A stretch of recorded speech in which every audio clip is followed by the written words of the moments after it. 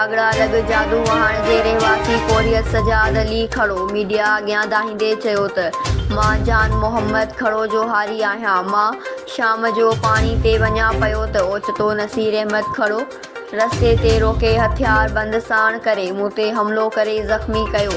पोइ मां अगड़ा थाणे ते इंसीब कराई आहे पर हिन महल ताईं जवाबदार गिरफ़्तार न थियो आहे। मां SHO अगड़ा ऐं DSP अगड़ा ऐं SSP खैरपुर खे अपील थो कयां त इंक्वायरी करे तहफ़्फ़ुज़ ॾिनो वञे।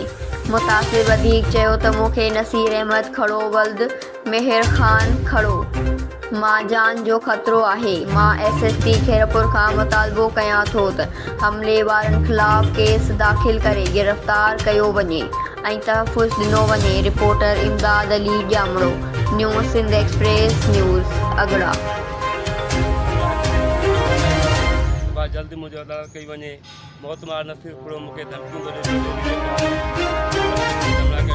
माण्हू वठी अची राति जो सॼो ॾींहुं बैठो विया उहे राति जो 12 बजे हुनजे घर करायूं जेको मूं ते हमिलो थो करे पियो चयो मां त हुनखे मारींदुसि। अंगारे राति पाणीअ ते नींदर जेको आहे देरि ताईं मूं ते हमिलो थियो अथई अची जंहिं ते जेको आहे हमिलो थियो मुंहिंजी DSP अपील अगड़ा खे हिनखे जल्दी जेको आहे गिरफ़्तार कयो वञे। खैरपुर खे बि SSP खे अपील इहा ई आहे मोदी अदालत कई वञे जेको आहे हे मोतमार मूंखे धमकियूं ॾेई रहियो आहे। मूंखे थोरो भॼी वियो आहे जेको आहे रूपोस थो रहे पियो जेको आहे मूंखे मारण थो चाहे पियो। नसीर खड़ो कंहिंजो पुटु आहे?